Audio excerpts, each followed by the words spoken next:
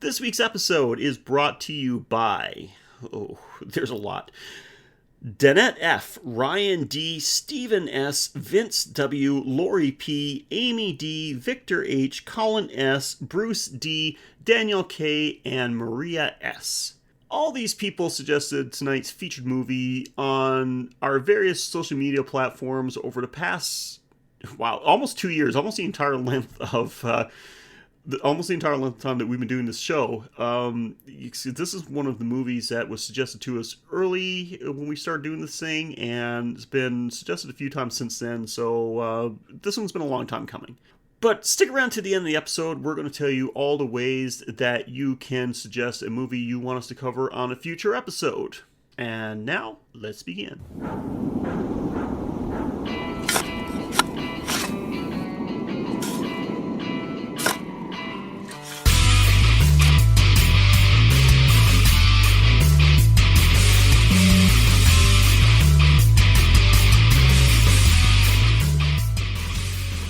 Welcome to the Graveyard Shift Horror Podcast, where each week we watch a movie from the horror category suggested by one of our listeners, and we break it down into the good, the bad, and when necessary, any other category we decide to make up along the way. We'll talk about the plot, some production details, and anything else we find fun or relevant. I'm your host Sheldon, and I never worked a graveyard shift alone. Please say hello to my co-host with the co-most, Mike. Mike. It's showtime! How are you doing, Mike? It's been a little while. Yes, and I was going to chastise you if you didn't introduce me as that. Yeah, I've used that one a while, but this one a few times, but this time it actually makes sense. I am good, recovering from a bit of a bug. How about you? Same thing. I don't know if you guys have been seeing it on our social media posts, but we had to delay recording for a while. We put a little bit of a gap, even though we did have some. We had like a little bit of a few episodes on reserve. We held on them to a while and just said, let's just let it ride for a little bit, because we both got incredibly sick. Like, we're actually down for quite a while with sickness, and both on completely separate weeks. I had to put off recording 1 week because you were out, and then by the time you were starting to recover, I was getting sick. Oh, yeah. I don't know if we caught some, is there some kind of internet virus that we caught or something like that you passed to me or something? Because we certainly didn't catch it face to face. Yeah, we're 5 hours apart. Yeah. There's no way we could have gotten the same bug, and yet somehow from our symptoms we were just yeah, somehow same thing. Must be the mics. Yeah. I didn't put a thick enough foam filter on the mic, and it got through. Mm-hmm. Yeah. I told you eventually you're going to get sick, man. I keep telling you, hookers go down on you. You don't go down on hookers. Well, this was a movie, this week's movie was something that was suggested early into the podcast. First, before we even started recording episodes, when we first put out the call for people to start suggesting movies for us, this one was on the list, and we sat on it for quite some time. Kept putting it off, even though it had been requested multiple times. But I'm so glad that we finally got around to covering this one. Probably one of the movies that I've seen the most in my lifetime. I've seen this one so many times. I can practically recite it, line for line. And so I actually get really looking forward to getting to talk about it right now. And so why don't we just dive right into it? Mike, why don't you tell everyone what we got for them this week? Today's episode is Geist, Who's Coming to Dinner. Ooh! Because we watched Beetlejuice. We certainly did, and I think most of our listeners are going to be very familiar with this one. This was Beetlejuice, of course, released on March of 1988. It's an American fantasy comedy, not horror, but it certainly has enough horror elements to qualify for this show, especially since it's our show and we decide what qualifies.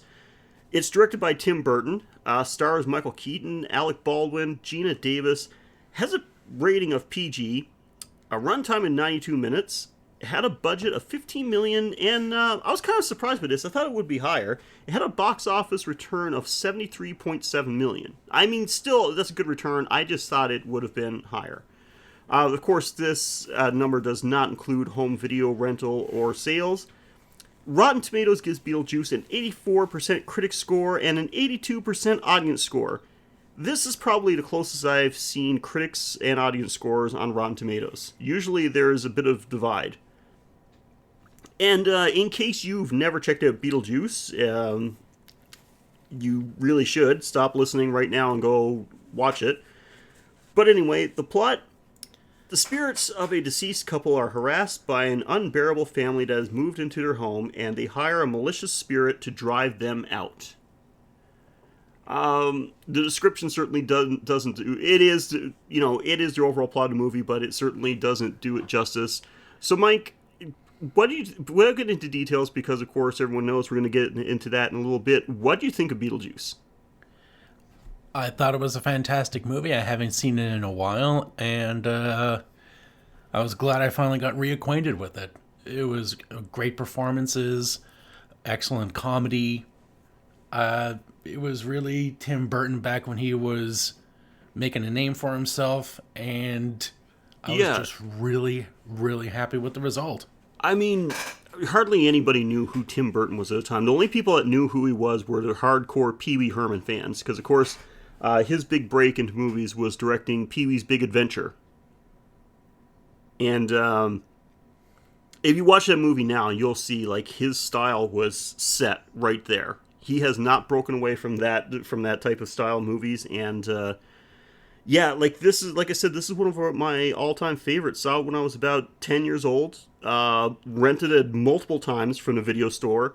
Later on, owned it on VHS. Actually bought a copy. Owned it on DVD. And now bought it, like, within the past, like, few years, bought it on Blu-ray. So that's what I watched. I watched the Blu-ray edition this time, and had some great behind-the-scenes features. Checked it all out. It's just, for me, Beetlejuice is like the perfect Halloween movie. Like, this one is always on my list when it comes to my Halloween viewings. It's just got that Halloween feel all over it. And I just want to talk about all the good things, and there's going to be quite a few, because for me, honestly, this was just the perfect movie. It's something that I could pop in at any time and watch. It was just fantastic. So, since we got a lot to talk about, why don't we jump right in? We're going to do like we always do. We're going to give it our movie breakdown, where we divide the movie up into the good and bad category. Of course, the good and bad can be anything we liked or didn't like. If it's something as broad as an overall theme, or something as specific as a certain scene, certain character, certain actor, certain line of dialogue, whatever it is, if we liked it, we'll talk about it. And usually if we don't like it, we'll talk about it even more, but I don't think that's going to be the case this time. Really going to have to scrape to find something I didn't like about this movie, but I did give it an honest try, but we'll get to that. Let's start off with the good, and we'll start with the Mike. So, Mike, please tell me something good about Beetlejuice. Right off the bat, Danny Elfman leads into the beginning with a spooky Day-O cover, which transitions into the bouncy theme music as we get a beautiful overhead shot.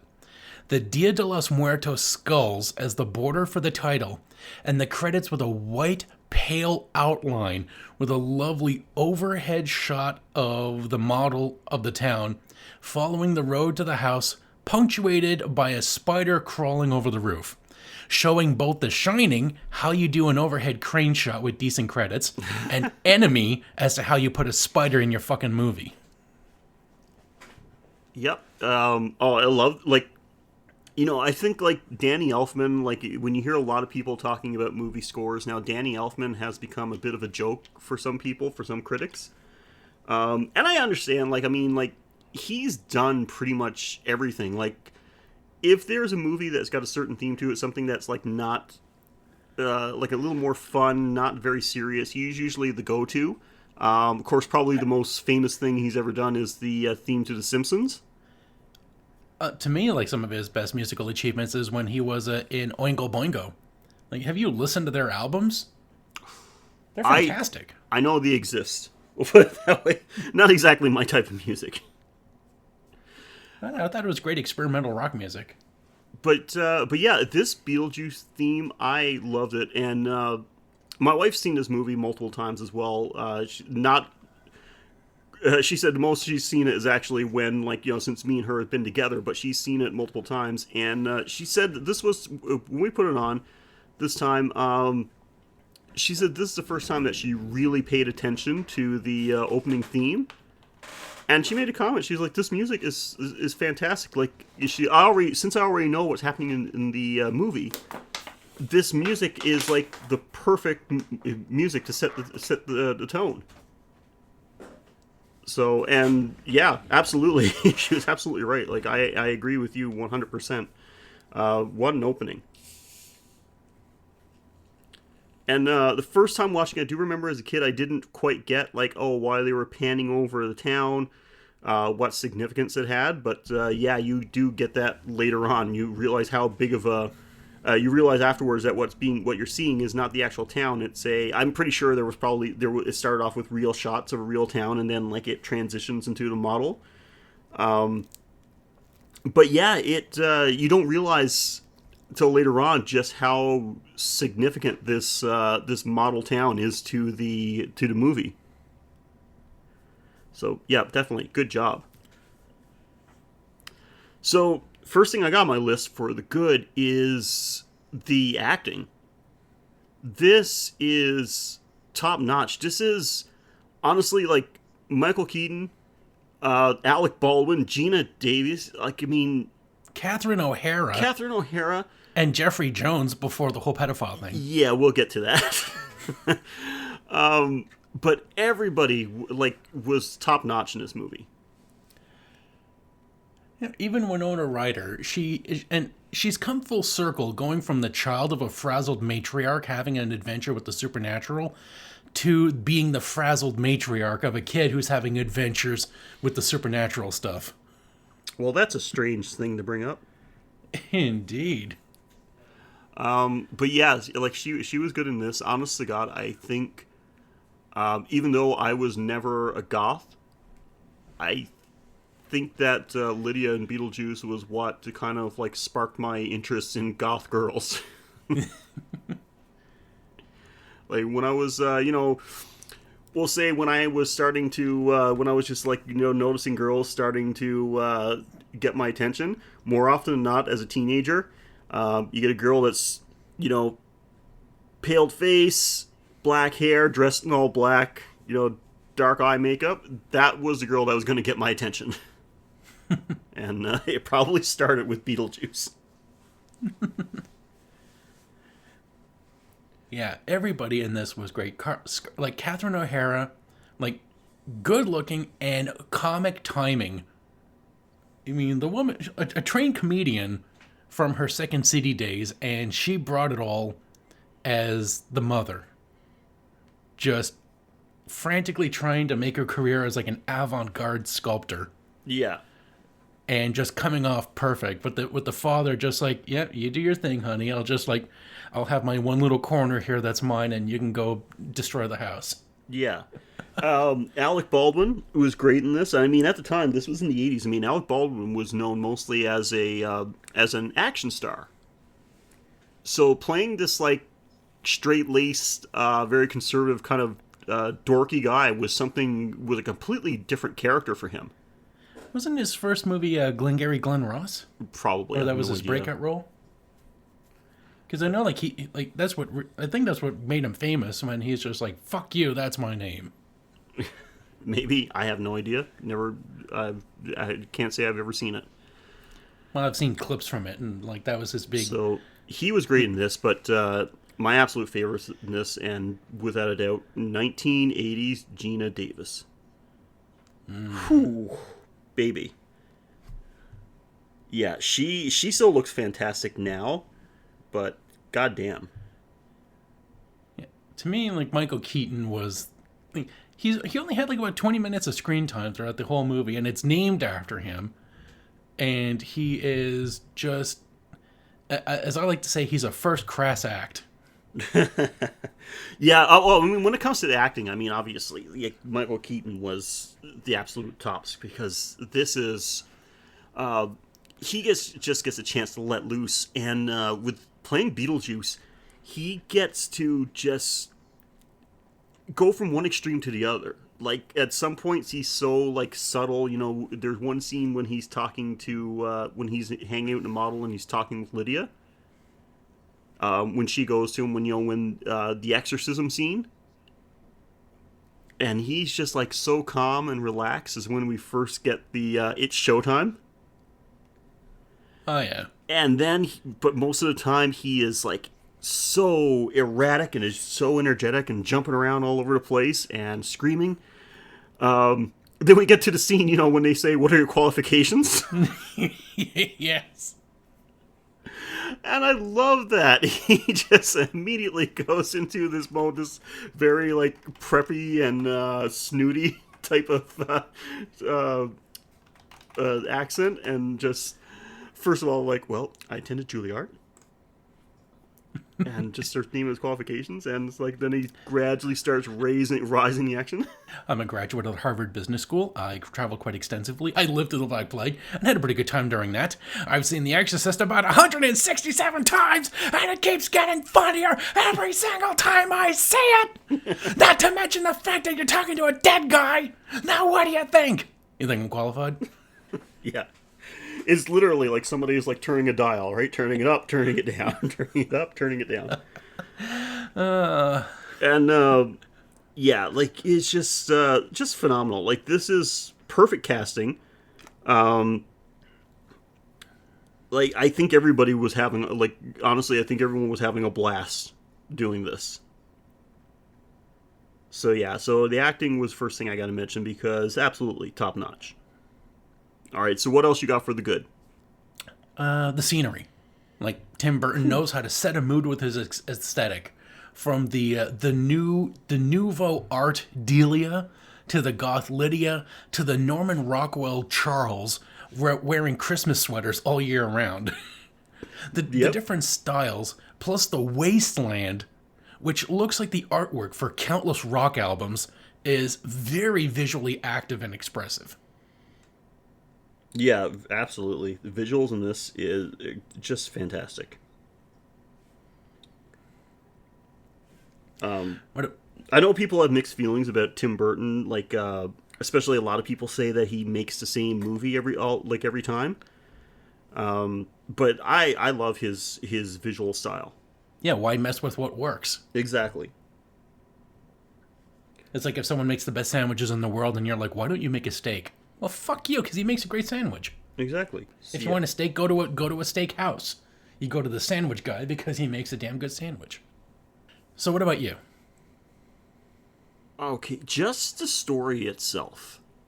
I mean, I was like, I had some weird leaning when I was a kid. I was into like all these like ghosts, especially like where my goat just loved a good ghost story. Love reading books, like scary stories to tell in the dark. Like my favorite books of all time. Anything involving ghosts and like the other world.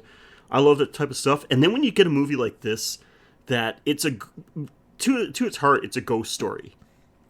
But nobody's done ghosts like this before. Nobody's seen it from the other side where like the ghosts are the main focus and you're seeing what it's like for them to be dead. And the house is haunted with people. Yeah, exactly. Like the people are the nuisance, right? That the ghosts are trying to get rid of. It's like, they're looking for a way to bio-exorcise the humans that live in their house. And just that term, like, he actually came up with that term, a bio-exorcist. It is pretty damn good. And just to find out that, like, they had this whole complex thing made about the afterlife, about, like, what's supposed to happen. You die and immediately the handbook for the recently deceased appears in your house. So you're a dead guy.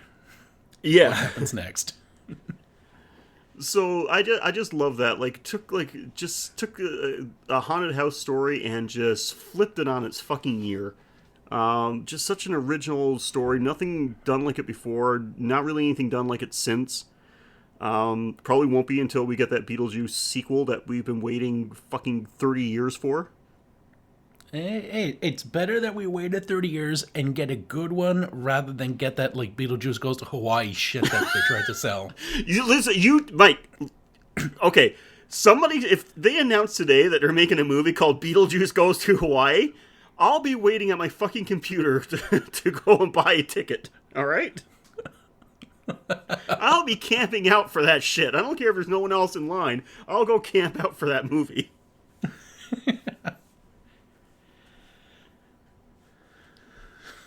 Alright, so what else you got?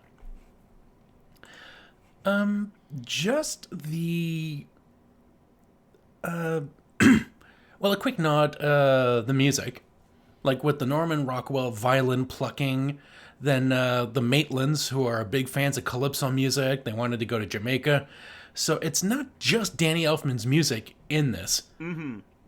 It's like the music that the Maitlands are a fan of, that characterize them as well, like from the Deo scene to at the end when they start floating Lydia because she gets a good job on her quote on her test. Yeah. And they start playing "Jump in the Line." Yeah, exactly. Yeah, no, So- the music was like such a the calypso theme was such an unusual choice, but somehow fits with this movie perfectly. Yeah. So there was like two types of music that were great: the Elfman music and the non-Elfman music, and they were both fantastic in their own ways. Mm-hmm. And not to mention, like, the little jokes, like when we see a nice variation on stealing the covers, when the husband rolls over and he pulls the blankets off the wife, and then we see that not only has he stolen the covers, he stole the bed. Yeah, she's just floating midair.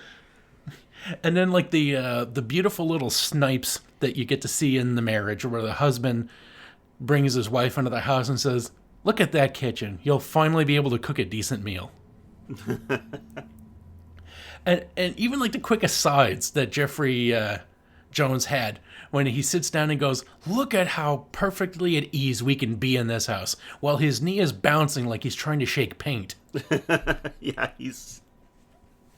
Well, I mean, he's supposed to be someone that's had a nervous breakdown, right? Like, that's what sparked him moving out into the sticks in the first place. And then just the quick snipes from Lydia to her mom when the mom won't wake up because the ghosts are haunting, and Lydia says, "Oh, she's sleeping with Prince Valium tonight." Which, that line stuck out in my head, and I'd say for the first, 5-6 times I saw this movie, I had no idea what that meant. Because, like I said, I'm 10 years old. I don't know what does that mean? Prince Valium. What's Valium? Right? So, yeah, I was much older before, all of a sudden it was like, oh, Valium is like a sleep aid. It's basically just nothing short of a knockout drug. And I'm like, oh, now that joke makes sense. Okay, good one, Lydia. Yeah. And even Juno, like, when she smokes, and then you finally notice the neck slit after the smoke starts coming out of her neck. And I guess punctuated mostly with the waiting room scene. Mm-hmm. Like, just like all the little jokes in that waiting room, like showing you how every person died. That was my absolute favorite as a kid. That right there was when the movie took off for me. When you go to the waiting room and it's just like wall-to-wall dead people. And the burned up guy that asks Adam if he wants a cigarette. And then there's the guy who's like on a hanger because he's flat because he got run over. Yeah. And he's even got the tire treads on his suit. He's got the tire treads on his suit, and he's on a hanger going by, and then on the other side there's another rail where a guy's just hanging there from a noose. And he's he's on a rail, so he's going through the office, and he passes by somebody's desk. He just drops his file on someone's desk, and he passes by.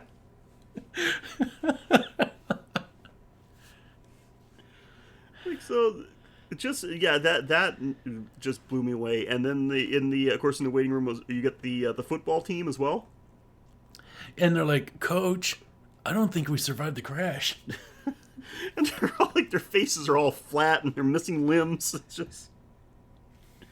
And they keep calling Juno coach. Yeah. It's like, She's like, I I'm keep not telling your you, I'm coach. not your coach. He survived.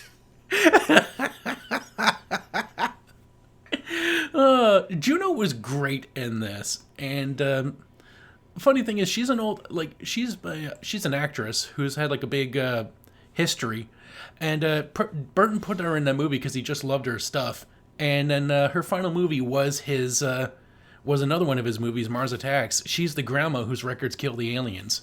So every time she shows up in a Burton movie, it's good. In the because I know like that's another movie that has mixed reviews, but I was actually a big fan of Mars Attacks. I love that movie. I enjoyed it. Nice little spoof on like the old sci-fi movies from the 50s.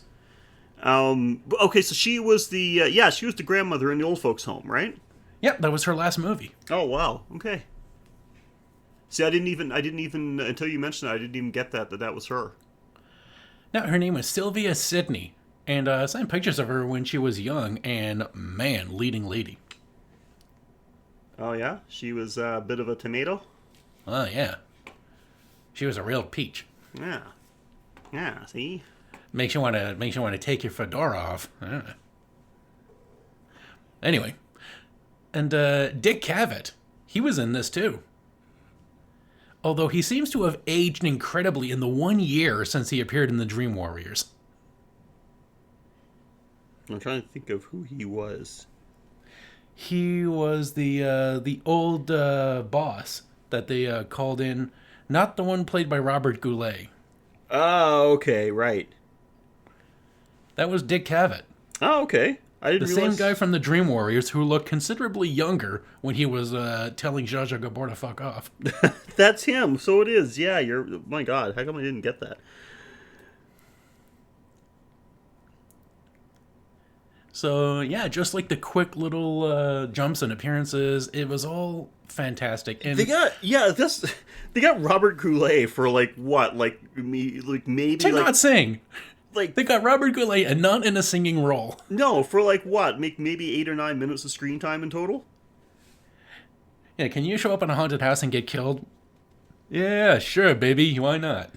You want to... Oh, my God. Not that I'm a big fan of SNL or anything like that. But... And I'm not a big fan of Will Ferrell either, but Will Ferrell playing Robert Goulet is one of the fucking funniest things I've ever seen in my life. The Coconut Bangers Bowl skit, where he's not even accompanied by music. He's just in his car like, I love it when you call me Big Papa. There's a fucking, from a few years ago, there was a Christmas special too, where he was doing like a Robert Goulet Christmas album. Like doing one of those infomercials for it. And there's one scene where he's on the roof and while he's singing, he falls off the roof. All you hear is a thud, and then you go, oh, if my leg's not broken, sure as hell feels like it. And you hear, oh, yep, I can see the bone. It's just like fucking hilarious. And it's one of those weird things where there's things that you're not particularly a fan of, but just at the right instance, it is one of the funniest things ever. And the funny thing is like him doing the Coconut Bangers Ball, it's a rap.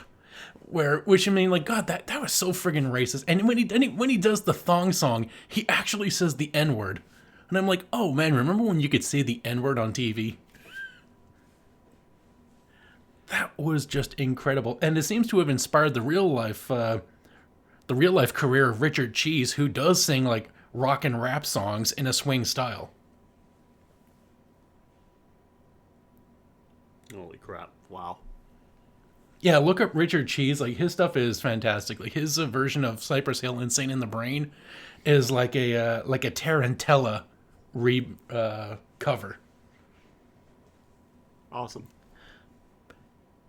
So yeah, this movie is fantastic. One thing that reminded me of Beetlejuice lately is that Momo picture that's been going around the internet with that weird ugly bird thing. Oh yeah. Because it looks just like the Maitlands when they're just like, I can do a scary face. Yeah, it reminds me of something like, it definitely like seemed like to me it was Tim Burton inspired. It turns out it's based on like some Japanese folklore about like some bird creature thing. Mm-hmm. But the husband, like when he opens up his mouth, he looks like one of those mini trap toys from the real Ghostbusters toy lineup. Yeah, you mentioned that, and at first I couldn't. I didn't get what you were referring to. But when you sent a picture, I'm like, oh fuck yeah, I remember those things. I had those, the orange and the purple toothy jaw things with the tongue depressors for the traps. Yeah. Awesome. Yeah. From my 80s movies, I'd say Ghostbusters is probably the only movie from the 80s that I've seen more than Beetlejuice. I'd say that one probably is number one for me. So, my God, this is one of these movies that I could like. There's so much good things about it, but like we kind of summed it up more like in broad strokes. What I liked about it and didn't realize until this, we actually see, you don't really see him, but you get like a little glimpse of Jack Skellington for the first time. Indeed. Years before the Nightmare Before Christmas was a thing. Yeah, we saw that character was still something in in Tim Burton's mind. Exactly, yep. Because when Beetlejuice gets summoned, he breaks out of the model in a circus, and on top of the circus is Jack Skellington's head. Yep. Part of the decor. But we never talked about the Deo scene in detail. Oh my Jesus Christ! Fantastic. Honestly, God, maybe not the first time I watched this movie, but one of the times that because the first time I rented this movie from the video store when I was a kid, I probably watched it by myself. But I know one of the times my family watched it with me. At least my parents did, and I don't think they were too impressed by the movie. And but specifically my dad was not impressed with it, and because I just remember him, like, I'm sitting on the floor, like, just a few feet away from the TV, like my usual place as a kid watching TV. My mom's sitting probably in her rocking chair, my dad is stretched out on the couch, and like, there was a few times throughout, like, the beginning of the movie, like a few times during the first half, that he was just like, boy, this is not a very good movie. And then we get to the Deo scene. When that started, as soon as you get into the Deo scene, he's just like, yeah, okay, I've had enough. And he just gets up and leaves. Wow, your dad's not much for whimsy, is he? No, not at all.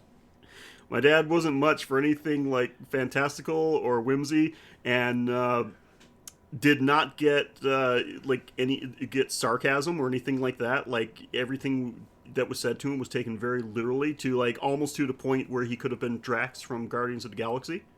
Oh, so if he can't take everything at face value immediately, then yeah, there's no intonation, no implications. I literally heard my dad while watching a hockey game once. One of the color commentators say something about like, oh, like, this team is here to win, which, I mean, everybody knows if somebody hears somebody say like, I'm here to win, it just means that you're there, you're going to try your best, right? Like, yeah, I'm trying really hard. You're going to give 100%. You're not just going to let somebody walk all over you. Like, if they want to win, they have to fight for it. Yeah. So one of the commentators said like, oh, they're here to win. And I'm not ad-libbing. My dad goes, Jesus Christ, of course they're there to win. Why would they go there to a hockey game if they're not planning on winning? I'm like, Dad, it's just a saying. Like, it's... But it was impossible. You couldn't try to explain anything to him. So your dad is Drax. Yeah, like, everything was just like taken completely literally. So I just remember that very clearly. Like, as soon as the Deo scene, which to me was one of the best things ever committed to film, and he just nopes out of there. Best part in the movie? Nope. Oh yeah, that's so sad. I feel like playing Sarah McLachlan music while hearing that story. Yeah, well, the joke's on him. He's dead now. Oh.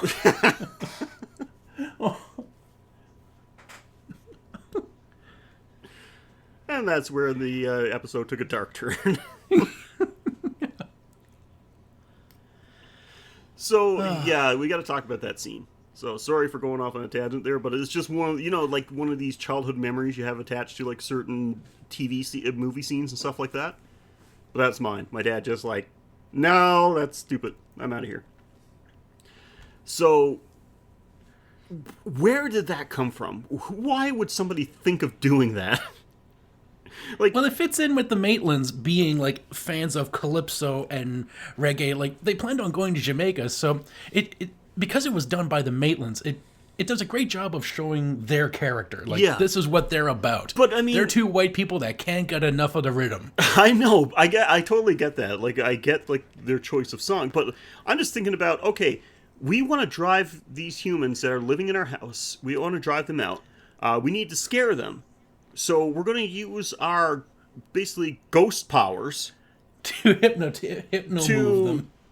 We could come up with anything, like some kind of scary situation to, like, create these horrific apparitions. But instead, we're going to play Deo and get them all to involuntarily dance along with it. We're going to make them sing and dance. It just shows. Well, it also, again, the Maitlands are, they're kind of cool in their musical taste, but they're lame in their scariness. Because nothing scary actually happens other than, like, you're being forced to dance to sing against your will. I guess that would be absolutely terrifying if you. The shrimp was fucking terrifying. That was like, just when you think it's going to be totally lame and dull, that's when the shrimp fingers turn into like fucking creatures from the Black Lagoon lobster hands and just pull their faces into the shrimp. What were those, like a bowl, a chalice? Yeah, it's like a cocktail glass, like with the fucking prawns in it. Yeah, but like they were in ice too, like big bowls of ice with shrimp sticking out of it. Yeah. It was weird, but it was a great way to hide the hands. Food, man. I don't know. Come on. There was a good jump scare in a way, because you think, oh, they're just going to be lame and dance around, but no. Then we get to see some weird, scary, supernatural prop things show up momentarily and they scream as they grab everyone's face and like pull them into the bowl. Mm-hmm. And for these people to stick around afterwards, because like they said, the Maitlands were like afterwards, oh, any moment now they're going to come running, screaming out of there, and I'm like, yes, because that's what any normal person would do in that situation. I'd be out of there so fucking fast. I probably would have, like, bolted at the first time somebody jumps up and starts singing Deo and dancing around the fucking table. I'd be like, oh, okay, these people are on some weird shit. I'm out of here.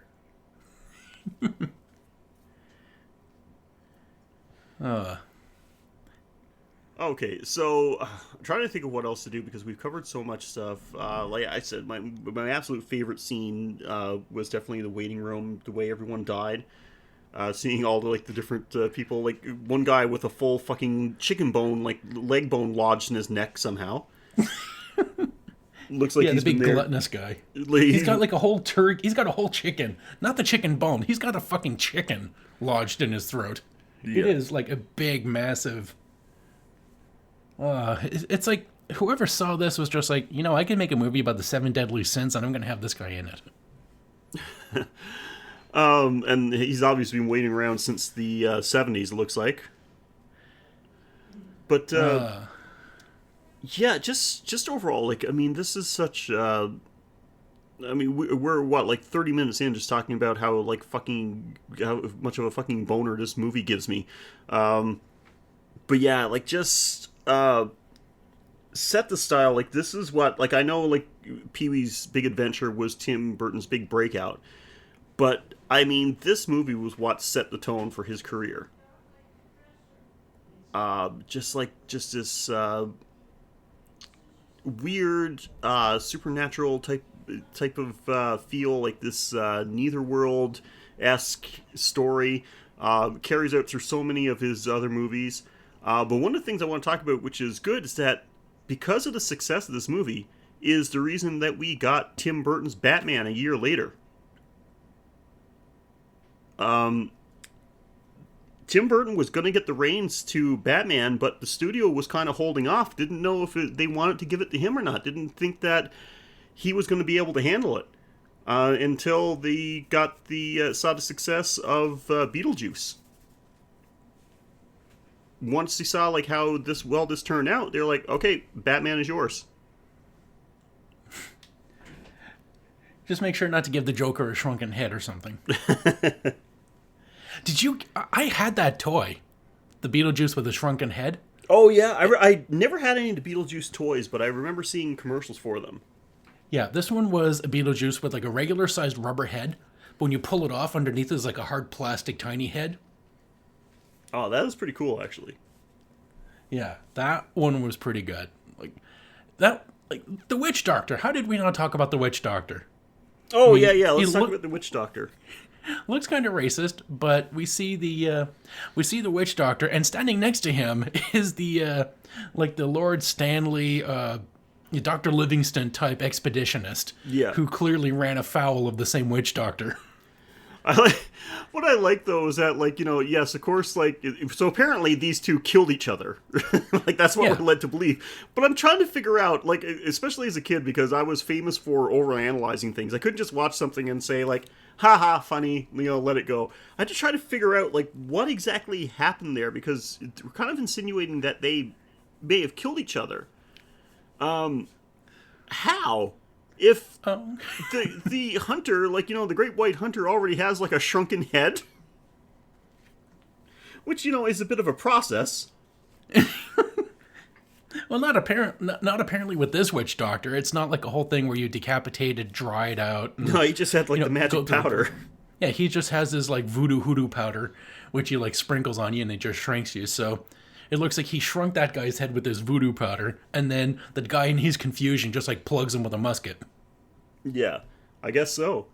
Yeah, that voodoo head shrinking powder that still works even if you're dead. You're already a ghost. Oh, I love when Beetlejuice cuts in line at the end of the movie. He cuts in line, steals his number, gives him, like, now serving, like, number 487 quadrillion. Yeah. And then the Witch Doctor just looks at him, casually reaches into his bag, sprinkles a little powder on him, and you see his head shrink down. And then he goes, this could be a good look for me. Oh my god. He's such a pervert. First of all, we see him in the waiting room after he dies the second time. And he's rubbing, like, this, he reaches over and starts touching this woman's leg. And when it pans out, it's like this woman's cut in half and her upper half of her body is on the other side of him and slaps him. It slaps him for being fresh. Oh, God. All right. Okay, so, yeah, if you haven't seen Beetlejuice, watch it. It's fucking fantastic. One of my favorite movies. Not, of course, if you're a hardcore horror fan, this is not horror, really, but it's close enough. I wonder if the Maitlands will still be in the next one, because, like, the way that they were getting along with Lydia at the end, it's, like, one would hope that it would be cool if Lydia's still in that house. Of course, if you have ghost roommates, why would you leave? Yeah, of course. Yeah, I don't know how they're going to do it, because, of course, like, Alec Baldwin and Gina Davis certainly doesn't look like they did then. It's, holy shit, especially Alec Baldwin. He's slowly turning into a pumpkin, apparently. Well, Gina Davis is fine. You could just have her in the... Yeah. It would be weird to explain how ghosts are aging. Yeah, that's true. Oh, before we finish, what did you think about the cartoon that's this spun off from this? This is one of the things I was going to talk about. I did have it on my list that this movie actually spawned an animated series that ran for 4 seasons. Yeah, Canadian animated too, with Canadian voice actors.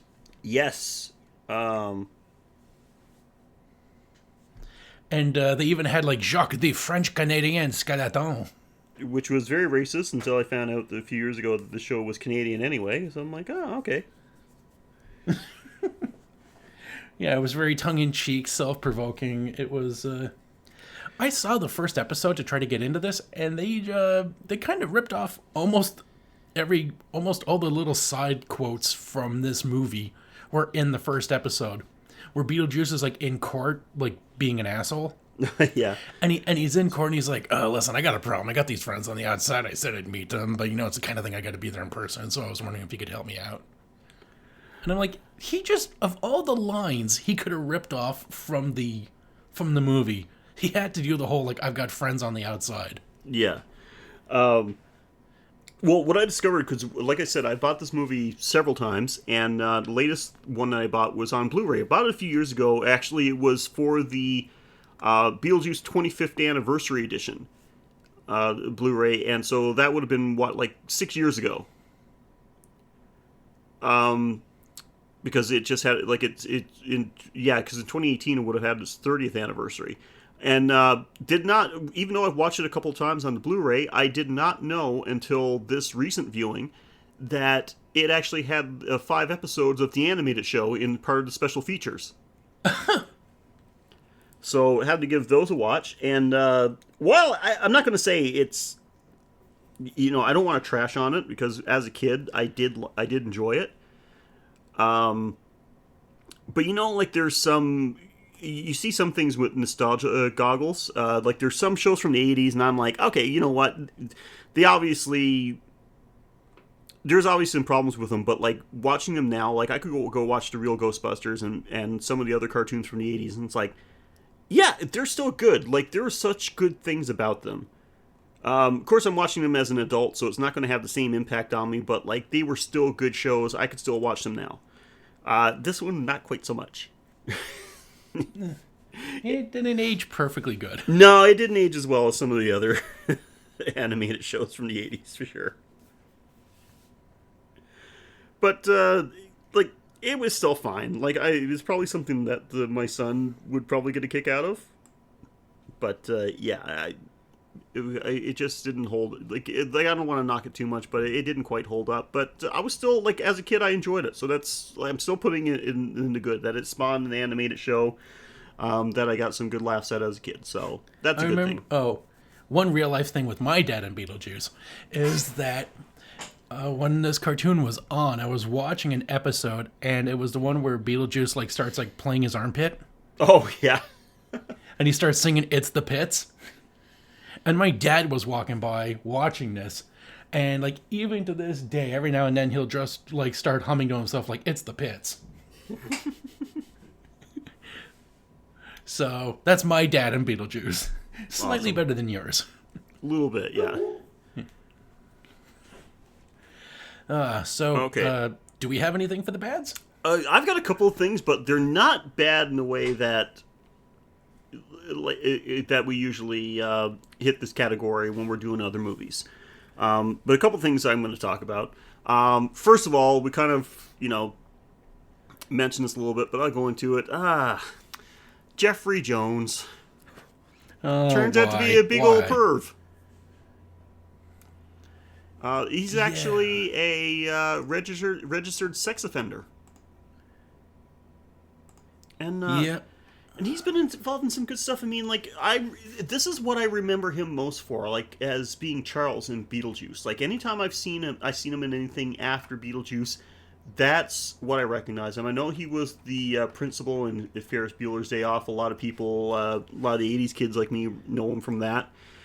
A movie where he's following around a teenage boy for reasons that go beyond his principal duties. I wonder how that translated in his real life. Yeah. And so, I mean, he's been in a lot of... he's been in a few Tim Burton movies. Like, the last thing that I remember seeing him in was Tim Burton's Sleepy Hollow. I loved him in that. I did too. Like, that's the thing. And, I'm not one of these people that, like... I mean, I will, let's look at, sometimes we find out that there's actors that we liked and respected, or any type of celebrity, and we find out later on that, oh, this person was actually a big piece of shit. Look at the whole Kevin Spacey thing. Now, I'm not the type of person that, like, okay, if I find out what kind of person that Kevin Spacey is, now I've got to go through my, movie collection and pick out all the movies that I have that Kevin Spacey's in, and I gotta throw them in the I gotta throw out my DVD of 7. Yeah, like, I'm not gonna do that. No, it's like, if a movie comes on that he was in that I like, yeah, I'm gonna watch it. Like, but I'll fully admit, it's like, yeah, like, it sucks that we find out now that this guy is a piece of garbage. Yeah, this is a great movie, and it's also sad that he had a terrible view of people, and he misused his celebrity. Both those things can exist. You can like the movie and hate that the person in real life is a bit of a shit stain. And that's like when it comes to music, you can find out that musician that you find out that this musician was like an awful person, but it doesn't take away that, like, the music that they created was something absolutely beautiful. Yeah, it was. Like, if their music is still iconic and evocative, then the music is iconic and evocative, and they had a troubled personal life. If like said musician or actor came out with something new now after this came out, I probably wouldn't buy it because I don't want them getting any money from me. Yeah. That's like anything new. Like, no, you're a piece of crap. Like, I'm not supporting you. I won't support you, but I can't erase the past. Exactly. So that is like really bad. And I'm not gonna try to sugarcoat it because he's like in one of my favorite movies. Like, no, the guy's a piece of crap, and as far as I'm concerned, he got off easy for what he did. I'm not even going to get into the details, but another movie where he chases around a young boy, The Pest. I didn't even see that. I know about it, and it's John Leguizamo, Luigi Gonzo, yeah. Yeah. Yeah, he was in that movie as like some sort of like the greatest game hunter who pays a kid, John Leguizamo, to hunt him on his island. Not the first time he's paid a kid. And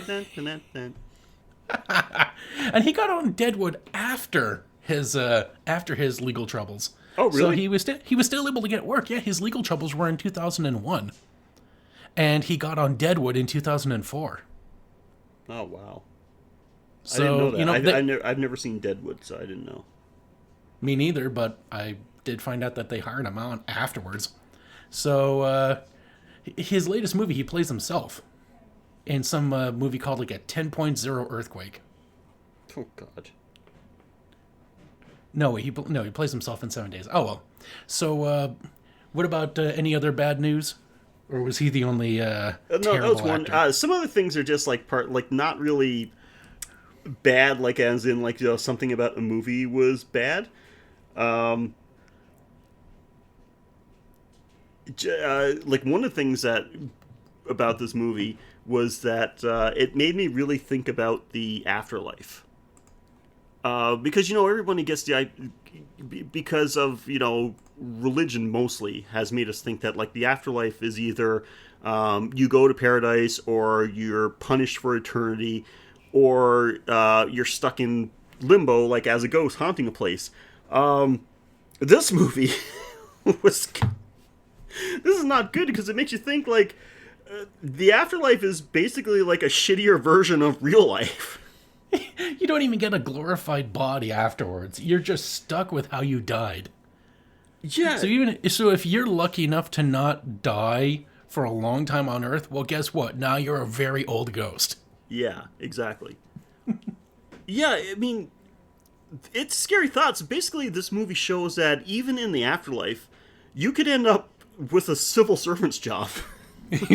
Fuck. They say if you kill all suicides are civil service jobs. Yeah. I wonder what sort of Dante's Inferno justification they have for that. That's terrifying. I mean, we see the afterlife in this movie, and there's office workers, case workers. No, thank you. It makes you wonder how Beetlejuice died. If he was like Juno said, he used to work for her. Yeah, I mean, he's been dead for a long time. Well, he does look like he was buried alive, so maybe that's how he killed himself. Maybe. But I just kind of like the idea of your job just being haunting people. Like, that would be the job for me. Oh, yeah, you get assigned as a ghost to haunt a house. I wonder what that would be like. That would be like.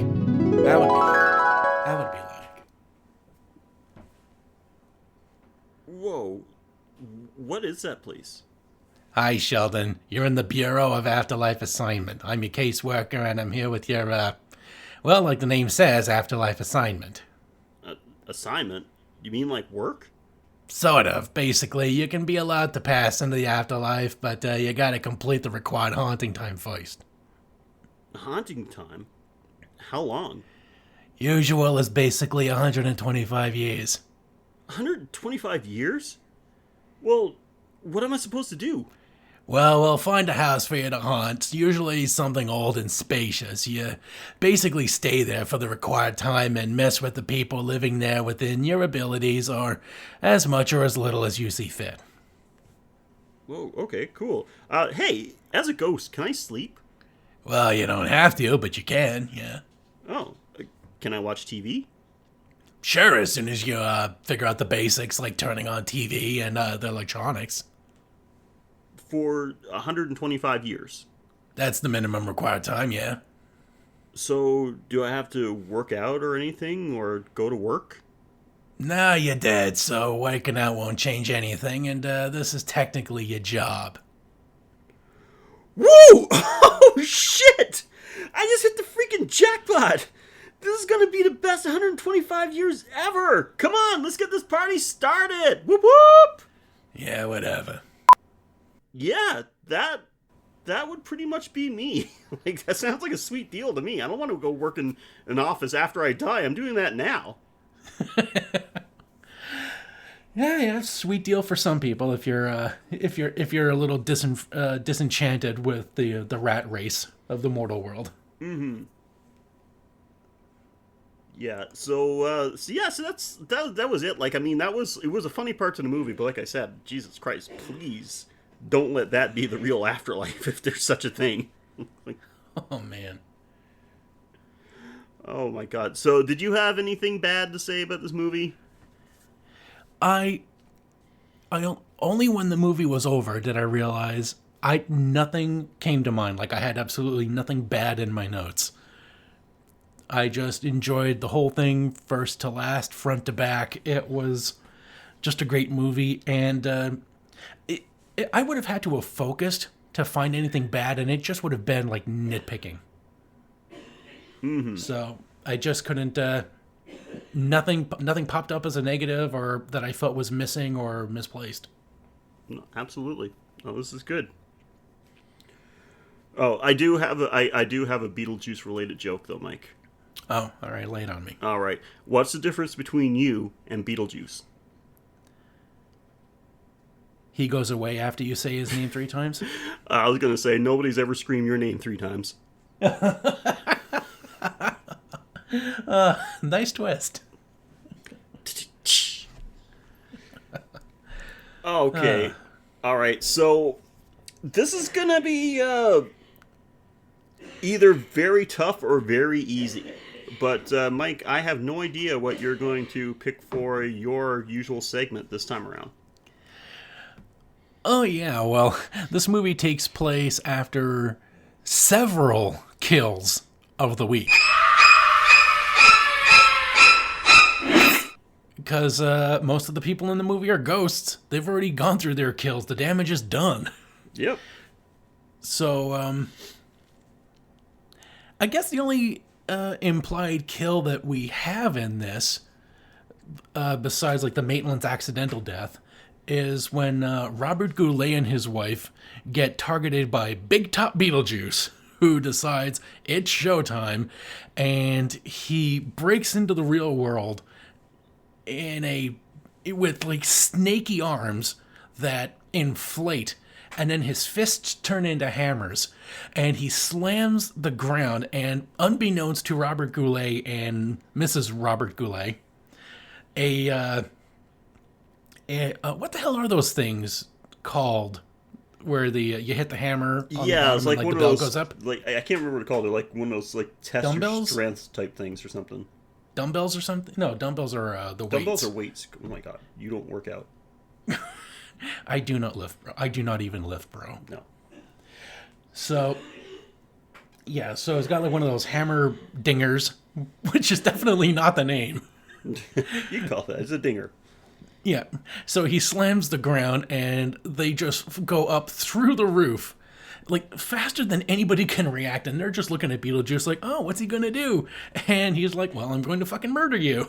And he sends Robert Goulet and the wife up through the floor, ostensibly through the roof, either into space, where they will suffocate and die, or just a couple 100 feet in the air where they will crash to the ground in a mangled, bloody heap. Either way, they is fucking dead. Or they're just in the attic. Yeah, maybe he didn't even hit them that hard. Either way, they're fucked up. Oh yeah, if they're not dead, then they have suffered severe cranial fractures and stresses from going through several floors with their head and then getting wedged in the attic. Yeah, exactly. I just always assumed, like, I know it's never heard of again. I just assumed they were dead. Would have been a nice twist at the end of the movie, like after, we get to the whole jump in the line scene, to see them two as ghosts as well. What? That would have been fucking great. Okay, all right. I guess I'll put that in my bed. Where's Robert Goulet's ghost? Exactly. Yeah. Yeah, that would have been great if they just like show up. They just like appear behind her, floating, just like a nice little 2-second fade in. And so that would have been great for Robert Goulet to come in and sing. For sure, absolutely. Yeah, baby, jump in the line. Yeah, you put the lime in the coconut and mix them both up. Wrong song, Robert. Oh, whatever. So yeah, absolutely. So yeah, I honestly didn't know. I thought maybe you would go for Beetlejuice's second death, but yeah. But did he die? Like, I thought like when ghosts die, they just become like spectral things. Isn't that what they show them? Like a room full of like wispy. That's the ones that got exorcised. I just thought he died again because he got like eaten by the sandworm, and then he shows up in the afterlife waiting room. I thought maybe I didn't know if it just killed him or if it just brought him to the afterlife. Maybe. Who cares? Yeah, maybe they'll explain this lore conflict in the next movie. Yeah. So. Anyway, that is Beetlejuice, guys. Check it out if you haven't seen it. Like, this is one of, it usually doesn't show up on most people's lists of, like, their top 80s movies, but it is definitely on mine. Absolutely one of my favorites. What do you think of this? If you've seen it, do you agree with what we had to say, or do you think we were off the mark? Do you think it's not as great as we said it was? Whatever the case is, we want to hear from you, and there is a number of ways you can do that. First of all, you can email us at graveyardshiftpod@gmail.com. You can follow us on Twitter at GYS_horrorpod, on Facebook at facebook.com/thegraveyardshiftpod, and of course on Instagram, instagram.com/thegraveyardshiftpod. If you checked your bank account lately and you said, I've got too much money, I wonder what I should do with it. Well, you can head on over to patreon.com/graveyard, and there, for only $1 a month, you can help us keep these episodes coming by supporting us. And that was also going to give you immediate access to some nice Patreon-exclusive bonus episodes. We do these... not with any regular intervals, but when the mood catches us, we go and record a Patreon-only episode, and we do those a little different than our regular feed. If we cover a movie, we don't just do a good and a bad breakdown. We go into full detail with it and do like a full synopsis from start to finish. But we don't just do movies. We do horror-based TV shows, video games, top 10 lists, all kinds of stuff like that. So check those out. If you're so inclined, we really do appreciate it. But of course, we do understand not everyone has the money to give us money, but you can still help us out a ton by going on to iTunes, Stitcher, wherever you get your podcasts. Rate, review, subscribe. Honestly, in the long run, that's what helps us out the most. And if you follow us on social media, you can do the same thing. You can rate and review there. You can share us with your friends. And, of course, you can share us by word of mouth. If you know somebody that might be interested in listening to us two morons talk about horror movies, then let them know. Maybe they're a moron that likes to talk about horror movies, too, so this will be right up their alley. Mike, other than the Graveyard Shift, what other 500 million things do you have going on? Well, I've got the Playing with Power podcast, where we're covering the year of 1997. So basically, it's all Turok the Dinosaur Hunter and Mario Kart. Basically, that was the year of 1997. Yep, if you were focused only on Nintendo stuff. If you were focused on other great video games, it was the year Final Fantasy VII came out to the PlayStation. Yeah, nobody likes that. Why did I? That little obscure video game that knows. nobody's heard of, that no one ever played? Come on, Mike. No. Definitely not worth revisiting or remaking. No. So, I've also got the Taste Test. Our latest episode was Balloon Fight. Our next episode will be covering Paperboy, the outdated media delivery classic, on an outdated media, which is great. And then we've got the Tech Chatter podcast, which is on not a hiatus, just a slight delay. Usually we do like every couple of weeks or so, but Rich is still on vacation, or he's dead. I haven't heard from him in a couple of days, so I'm going by dog rules. Yeah. If I haven't seen him, he's dead. Okay. He's eaten by a shark or slipped and fell on a pineapple. He fell face first into a pineapple. There you go. Now he's stuck in the waiting room with a big gouge in it, with several gouges in his face. He's the guy in the waiting room with the shark stuck to his leg, the snorkeler. So the shark went to the afterlife too, apparently. Well, I guess that's great. It's like the shark just got wedged on him, and it's like, well, I guess I'm fucking starving then. So then I got working on other podcasts, but they're not done yet, so no point naming them. But I've got things going. Secrets. Hopefully that'll work, and this can be a job. But until I then, tell you, man, like Mike, I know you want to give this a try, but audio porn is just not going to work. There's got to be a way. It doesn't. It don't. Yeah. So when you were talking about the Patreon, I wanted to play this. For only $1 a month, you can sponsor a hungry podcaster. Do you know that there are hundreds, thousands of starving podcasters out in the world, and they depend on your contributions to make do? Audio is not cheap. Food is even less cheap. So please give generously today. Yeah, especially now that Sarah McLachlan's going to sue us. We're going to need lots of money for those legal fees. Did you keep it under 15 seconds at least? Yeah, about 10 seconds or so. Oh, okay, we're fine then. Fuck you, Sarah McLachlan. That's good stuff. You've been sitting on that one for a while. You've been wanting to do that for a while, I know. Good stuff. Well, guys, that is it for another episode of the Graveyard Shift. Sorry for making you wait for a little while, but, that's it. Sorry for making you hear Sarah McLachlan. By the way, I'm not sorry. Yeah, sorry for making you guys wait for an episode for a while, but that's just the way it is. Despite our our godlike physiques, Mike and I are just human, and we do come down with sicknesses sometimes. And unfortunately, we just had to get hit with back-to-back sicknesses. We came down with the sickness, and despite opening up our heart, we didn't let hate flow into us, but a virus instead. There you go. And trust me, I don't know about you, Mike, but it was flowing out of me as well. Yeah, I was wondering, how does my skull produce all this? Yeah, really. But that's okay. We are back, and we got something coming up that I'm super looking forward to it. It's going to be a little while because it's going to be like a month before we actually get to do this, and so it might be a little while after that before you guys get to hear it. But I'm really looking forward to it. This is going to be a fun time. Good times are coming. Yeah, we put the official plans in concrete today.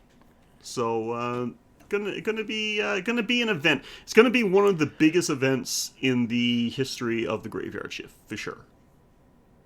And only the first of many. It's gonna be a good year. Well, we'll see how that goes first. This might be the end of the show. Who knows? We're putting it all on the line. Yeah. Our friendship will either be cemented further than it's ever been, or finally pushed to the breaking point. Exactly. Gonna be one or the other. No in between. But But anyway, that's us for another week, guys. We will be back again next week with a breakdown of another horror movie. Until then, I'm Sheldon. And I'm Mike. And thank you again for joining us on The Graveyard Shift.